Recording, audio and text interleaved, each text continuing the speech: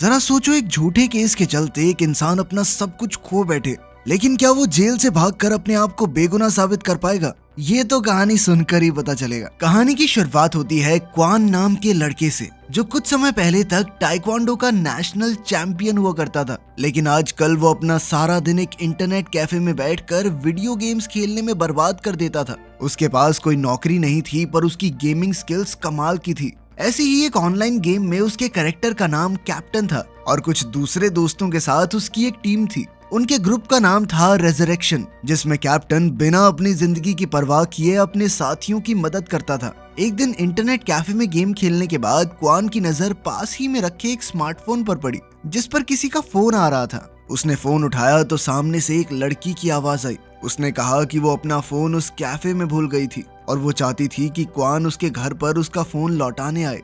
पहले तो क्वान अपनी गेम छोड़कर आने को बिल्कुल तैयार नहीं था, पर जब उस लड़की ने कहा कि वो इस काम के बदले में उसे $300 देगी तो क्वान झट से राजी हो गया और उसके घर की ओर निकल पड़ा। जब क्वान उसके घर पहुंचा तो उसने देखा कि दरवाजा तो पहले से खुला हुआ था और वो लड़की बाथरूम में नहा रही थी। क्वान ने बाहर से उससे बात की तो उस लड़की ने उसे फोन टेबल पर छोड़कर वहां रखे पैसे लेने को कहा। क्वान ने ऐसा ही किया, मगर जाने से पहले उसने उस लड़की को सलाह दी कि घर का दरवाजा यूं खुला मत छोड़ा करो, कोई भी घुस सकता है, सेफ हरकत नहीं है ये। खैर, अगले दिन जब क्वान अपने कमरे में सो रहा था तो अचानक कुछ पुलिस वाले उसके घर में घुस आए और उसे गिरफ्तार करके ले गए। असल में क्वान पर उसी लड़की के कत्ल का इल्जाम लगा था।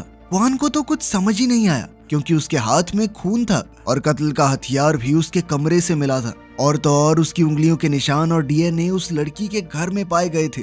बिल्डिंग के सिक्योरिटी कैमरा में उसकी फुटेज थी और साथ ही लड़की के घर में उसका सीमेन तक पाया गया था। असल में क्वान पर लड़की के साथ 2 बार बलात्कार करके उसकी गर्दन और पेट में चाकू घोंपकर हत्या करने का इल्जाम लगा था। कुछ ही घंटों में वो पूरे देश में वायरल हो गया, जिससे सारी जनता ऐसा घिनौना अपराध करने के लिए उससे नफरत करने लगी।